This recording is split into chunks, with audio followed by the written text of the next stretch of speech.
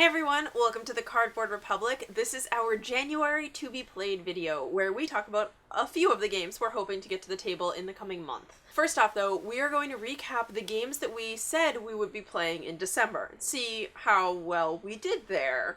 Not great. First up is Trickerion. This was our December game of the month. We did have a chance to play it, and we played it before, but we need to get a little bit more into the game before we can actually put our review out there.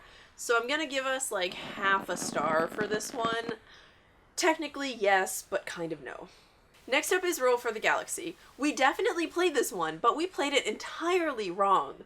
Like, to the point where we basically could have stopped in the middle of the game and just restarted, because we were so incredibly incorrect with how we interpreted the rules, which was our fault, not necessarily the rules, that we basically didn't play the game, you know?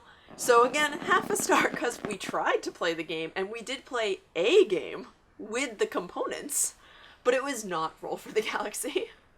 High Heavens and Burgle Brothers are the next games on our list, and I put them together because we didn't play either one of them, which is sad because we like them both and we've sort of played them both before in various settings, and we really wanted to, but it did not happen. Pandemic Legacy, though, we did play. We played like 3 sessions of it, or 3 games of it in one game night, so I'm totally counting that one, even though it was at like the very beginning of the month and then we haven't played it since. And finally, Influence, another game that we didn't get to the table. It's still up there. The holidays sort of were really time-consuming, and Ryan's birthday and other excuses, I don't really know. Gaming is hard in December. So, with that said, the games that we are hoping to get to the table in January. First up, Hocus. This one is known a lot for its artwork, which is absolutely stunning. It's wizard poker, essentially. You play poker, but you have extra stuff, like spells and so on and so forth. This is one, because it is our January game of the month, that we are confident we will play and review, hopefully by the end of the month. Then, in contrast to the relatively simple and small box of Hocus, we have Fury of Dracula. This is a re-release of the older Fury of Dracula game, which was out of print for some time, and I am so excited. It's an asymmetrical game in which one player takes the role of Dracula, gallivanting secretly about Europe, siring more little mini Draculas, and generally wreaking havoc. The other players are vampire hunters who have to try to track down Dracula and stop him before he becomes, I don't know, even more Dracula-y? Like, at what point can Dracula really get worse? I don't know, but I guess that's what we're trying to stop. And then another small box, Biblios, is a game in which you run a monastery and you're competing with all of the other monasteries in the area to have the best library. I love libraries, I love books, so I'm super excited about this. Also, the box looks like a book, and that's really cool. Next up is Steamworks. This is a decent Euro worker placement game in which you are an inventor trying to collect components to build more inventions, and then you use those inventions to get more actions, and so on and so forth. Now, this is the part of the video where we normally think back on games that we played a couple years ago, and we're like, hey, we would love to play those again.